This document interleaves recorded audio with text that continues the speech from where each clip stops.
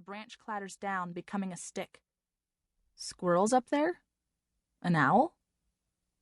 Everything in the darkness reaches out in its way, and at night we wear shoes so it's harder to feel how things are. We go deeper into the forest park, further from the edge where the city leans in. I know where we are. I know the way home and where I would end up if I walked 30 minutes in any direction through the forest. If I hold my breath and let Father walk away, I can't even hear his footsteps, even in his shoes. That's how good he is. Then the air is thick and rotten. Father's hand is on my arm. I hear the click, and then his headlamp is bright and round on his forehead. He holds back a tangle of blackberry, and I step through, and on the ground is a deer with its neck bent back and its eyes missing, and blood on its black nose. The light is a 5-inch white circle sliding across the deer. Its head, its hooves, its tail. The deer is about the size of me, its tan fur smooth, flies bouncing and buzzing. Its stomach is open, and some parts are missing. That's her liver, Father says, pointing with a stick, sharp black against the light. Lungs. Heart. The dogs did this? I say. The smell. Hold your breath, Father says. I doubt it was dogs or coyotes.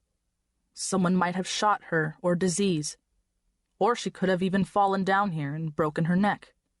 Even animals can fall down sometimes. I know that, I say. Look carefully, Caroline. There's a lesson here. It's better homework than being in school, that's for certain. Father turns his neck to look at me before I can shut my eyes against the brightness, and it blinds me.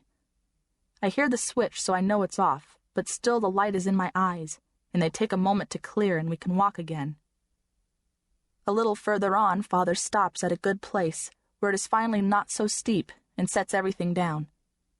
He pulls up the ivy around and over it, even though almost no one would come here or find or want, or be able to carry it. There, he says. We've done it again, Caroline. We step only on the stones, closer to home. I on every one, Father on every second one, to not beat down the grass.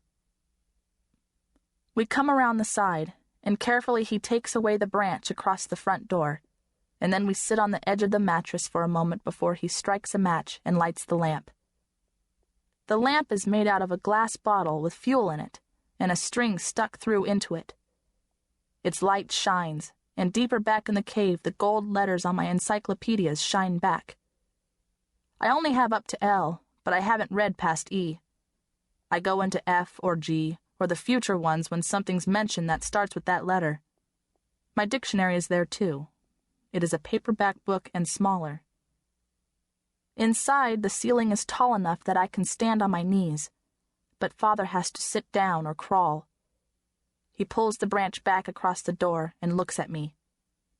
We're lucky, he says. We're the lucky ones.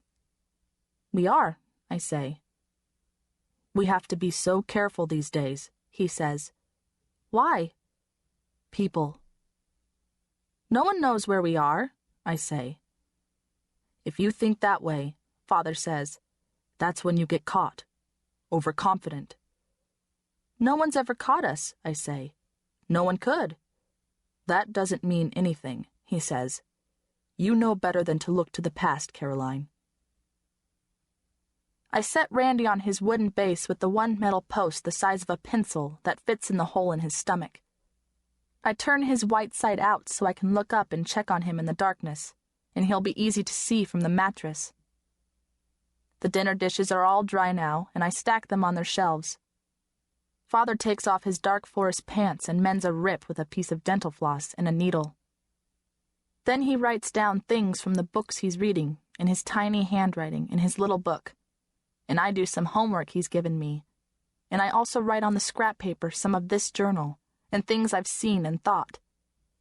Father, his hands spread out, is wider than this sheet of paper, wider than the plates we eat off, his fingertips hanging over. It makes a book look tiny when he holds it.